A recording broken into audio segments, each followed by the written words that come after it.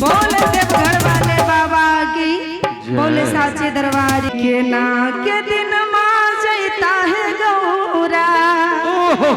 आहे के ना के दिन माँ जैता है कि बरवा तोर बोरहवा है गौरा, आहे के ना के दिन माँ जैता है किसिया तोर बोरहवा है गौरा। जब हमारे पार्वती मैया अपने बड़ को चूज करते हैं अपने लायक, वैसे भी भोला बाबा का भी लव मैरिज शादी है तो उनका सखी और सहेली कहते हैं पार्वती मैया से कि तोहर केना के दिना जैता। भोला बाबा ते बौरहा छथिन, अपने पर्वत पहाड़ पे रहे छथिन, न घर न द्वार न महल न अटारी, और उनका सब में रहबो भर दिन के पहाड़ पर से कहाँ केना रखता केना के तोहर दिन जैता। और कौना भाव में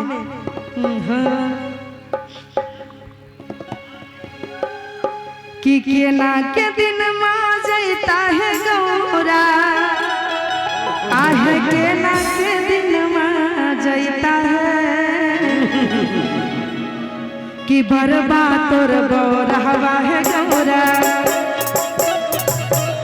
आहे बरबा तोर बोरहवा है गौरा, केना के दिन माँ जैता है बरबा तोर बोरहवा है गौरा, केना के दिन माँ जैता है बरबा तोर बोरहवा है गौरा, केना के दिन माँ जैता है गौरा, केना के दिन माँ जैता है।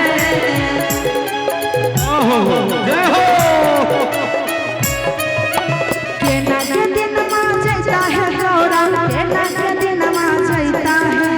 बरबा तोर बोरहवा है गौरा, आहे बरबा तोर बोरहवा है गौरा, केना के दिन माँ जैता है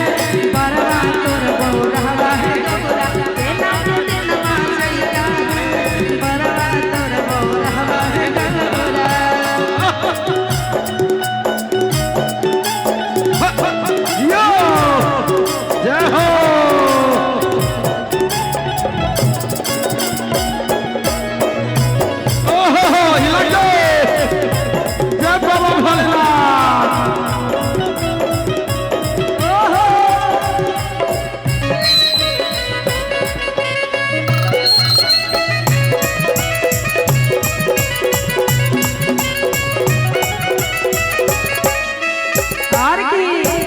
अपने भी धुन भागा के बोला,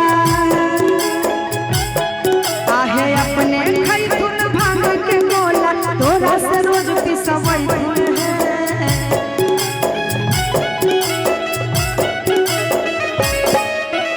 अपने खई धुन भागा धधूरा, तोरा से रोज तोरा वई धुन है,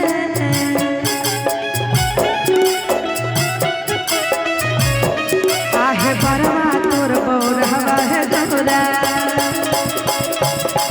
आहे बरवा तोर बोरहवा है गौरा, केना के दिन माँ जैता है बोरहवा है गौरा, केना के दिन माँ जैता है बरवा तोर बोरहवा है गौरा।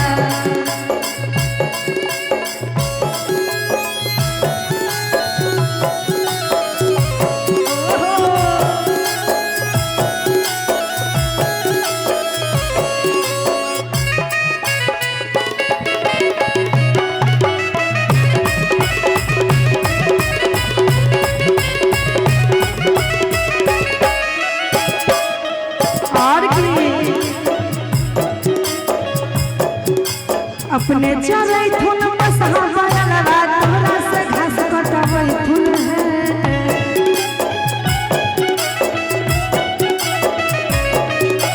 अपने चलै थुन बसहा बरवा, तोरा से घास कटबै थुन है,